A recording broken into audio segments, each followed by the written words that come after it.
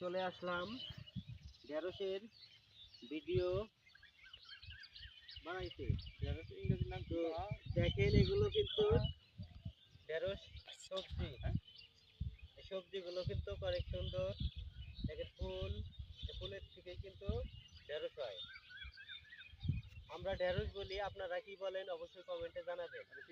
আমরা কিন্তু ঢেঁড়স বলি, আপনারা কি বলেন কমেন্টে জানাবেন। আসলে কিন্তু এই সবজিগুলো অনেক সুন্দর দেখতে পাচ্ছেন। এদিকে একটু দিকে কিন্তু ধরছে, দেখেন এই গাছটাতে কতগুলো,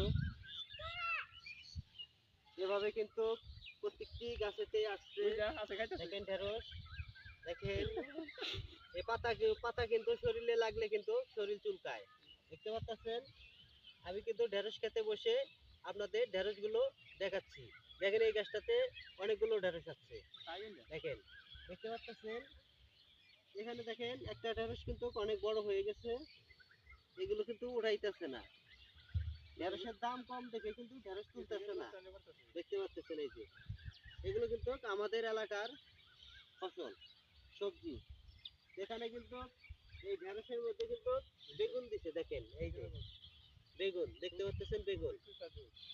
তা আমি কিন্তু এখন একটি ঢেঁড়স উঠাইলাম, দেখেন একটি ঢেঁড়স কিন্তু উঠাইলাম। এই ঢেঁড়সটি কিন্তু কাঁচাই খাবো, ঢেঁড়স কিন্তু কাঁচাই খাওয়া যায়, আপনারাও চাইলে খাইতে পারবেন।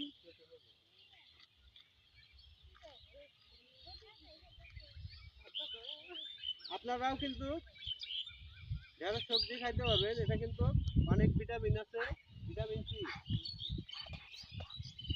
ঢেঁড়সে কিন্তু অনেক ভিটামিন। ঢেঁড়সের তরকারিও কিন্তু অনেক মজা লাগে। আমি কিন্তু ঢেঁড়সটি খেয়ে ফেললাম।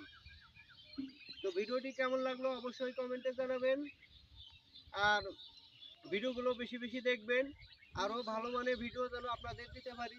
ভালো থাকেন, সুস্থ থাকেন, আল্লাহ হাফেজ।